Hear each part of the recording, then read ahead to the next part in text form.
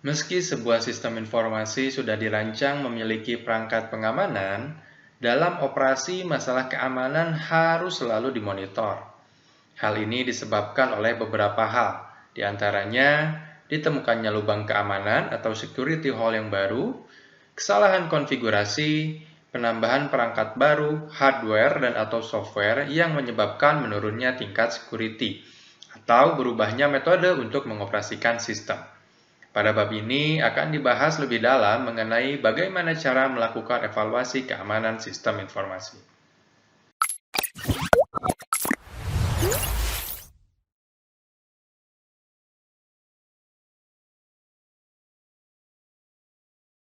Perangkat lunak dan perangkat keras biasanya sangat kompleks, sehingga tidak mungkin untuk diuji 100%. Hal inilah yang menyebabkan lubang keamanan itu muncul. Selain itu, lubang keamanan atau security hole dapat terjadi karena beberapa hal. Salah desain atau design flow, salah implementasi, salah konfigurasi, atau salah penggunaan.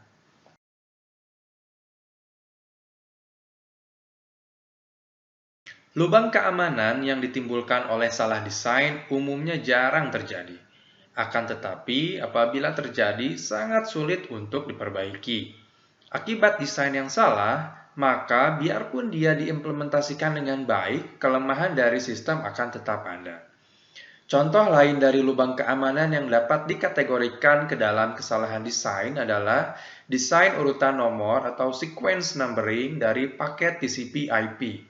Kesalahan ini dapat dieksploitasi sehingga timbul masalah yang dikenal dengan nama IP spoofing, yaitu sebuah host memalsukan diri seolah-olah menjadi host lain, dengan membuat paket palsu setelah mengamati urutan paket dari host yang hendak diserang. Bahkan dengan mengamati cara mengurutkan nomor paket, bisa dikenali sistem yang digunakan.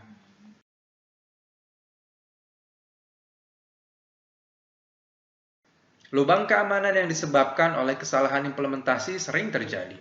Banyak program yang diimplementasikan secara terburu-buru sehingga kurang cermat dalam pengkodean. Akibatnya, cek atau testing yang harus dilakukan menjadi tidak dilakukan.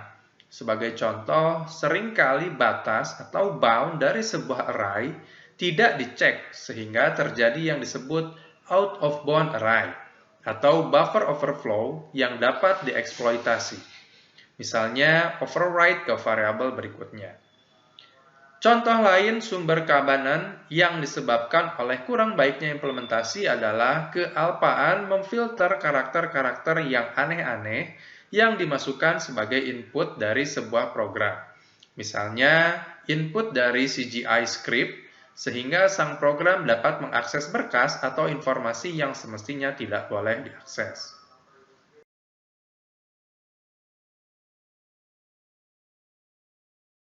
Meskipun program sudah diimplementasikan dengan baik, masih dapat terjadi lubang keamanan karena salah konfigurasi. Contoh masalah yang disebabkan oleh salah konfigurasi adalah berkas yang semestinya tidak dapat diubah oleh pemakai secara tidak sengaja menjadi writable. Contoh lainnya adalah mekanisme sharing di mana dengan membuka folder untuk publik kemungkinan konfigurasi hak akses di dalamnya tidak dilakukan konfigurasi.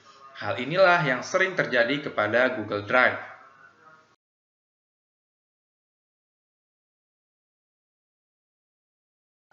Salah penggunaan program juga dapat mengakibatkan terjadinya lubang keamanan. Kesalahan menggunakan program yang dijalankan dengan menggunakan account root atau super user dapat berakibat fatal. Misalnya, ingin melihat daftar berkas di sebuah direktori dengan memberikan perintah dir. Ternyata salah memberikan perintah menjadi del, yang juga artinya perintah tersebut menghapus seluruh file pada direktori tersebut.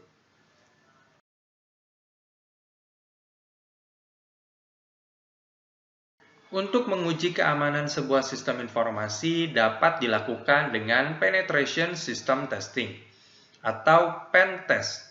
Ada beberapa metode yang dapat dilakukan untuk menguji sistem diantaranya dengan metode black box, gray box, dan juga white box. Dalam metode black box, penguji atau tester tidak dibekali informasi apapun mengenai sistem yang akan diuji, baik itu infrastruktur atau source code yang digunakan.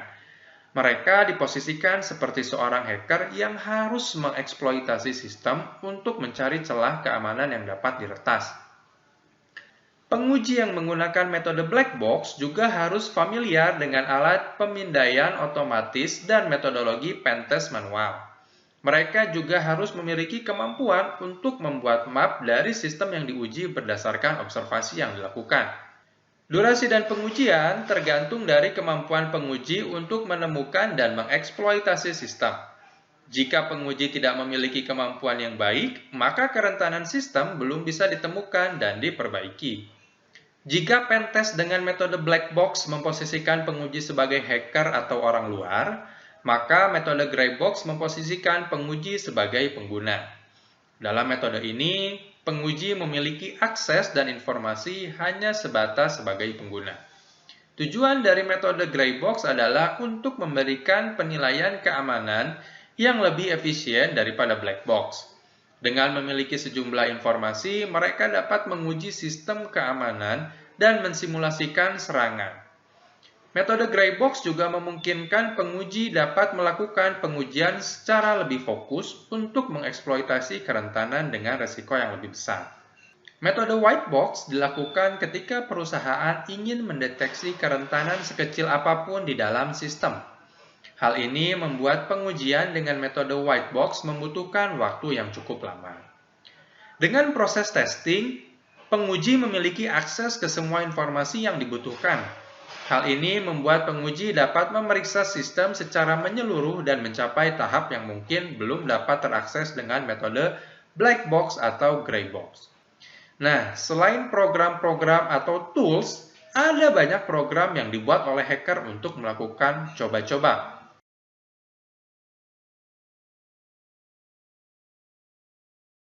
Pemilihan service yang digunakan tergantung kepada kebutuhan dan tingkat keamanan yang diinginkan. Sayangnya, seringkali sistem yang dibeli atau dirakit menjalankan beberapa service utama sebagai default atau buatan pabrik.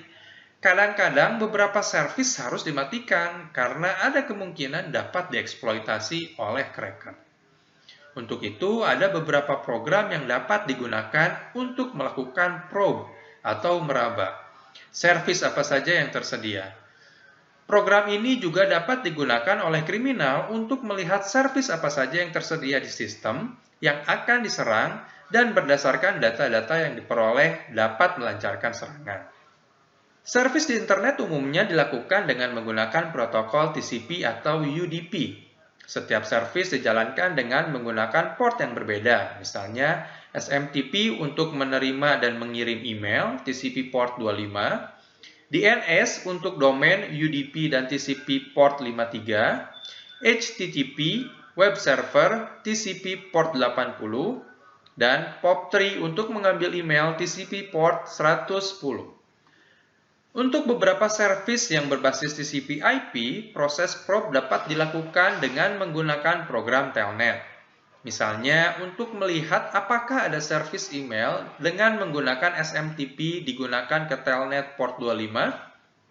Sementara untuk servis lain seperti POP atau POP3 dapat dilakukan dengan cara yang sama dengan menggunakan nomor atau port yang sesuai dengan servis yang diamati.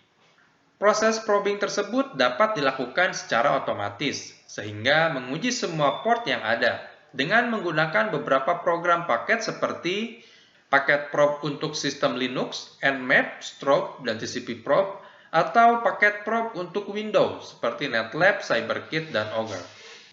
Dan untuk mendeteksi probing, apabila Anda seorang sistem administrator, Anda dapat memasang program yang memonitor adanya probing ke sistem yang Anda kelola. Probing biasanya meninggalkan jejak di berkas log di sistem Anda sendiri. Mengetahui operating system atau OS dari target yang akan diserang merupakan salah satu pekerjaan yang dilakukan oleh seorang cracker. Setelah mengetahui OS yang dituju, dia dapat melihat database kelemahan sistem yang dituju. Fingerprinting merupakan istilah yang umum digunakan untuk menganalisa OS sistem yang dituju. Fingerprinting dapat dilakukan dengan berbagai cara. Cara yang paling konvensional adalah melakukan telnet ke server yang dituju. Jika server tersebut kebetulan menyediakan servis telnet, seringkali ada banner yang menunjukkan nama OS beserta versinya. Cara fingerprinting yang lebih canggih adalah dengan menganalisa respon sistem terhadap permintaan. Misalnya dengan menganalisa nomor urut TCP/IP yang dikeluarkan oleh server tersebut dapat dipersempit ruang jenis dari OS yang digunakan. Ada beberapa tools untuk melakukan deteksi OS ini, diantaranya seperti Nmap, QSO, dan lain sebagainya. Salah satu cara terbaik untuk mengetahui kelemahan sistem informasi Anda adalah dengan menyerang diri sendiri dengan paket-paket program penyerang atau attack, atau alat bantu yang dapat diperoleh dari internet. Dengan menggunakan program ini, Anda dapat mengetahui apakah sistem Anda rentan dan dapat dieksploitasi oleh orang.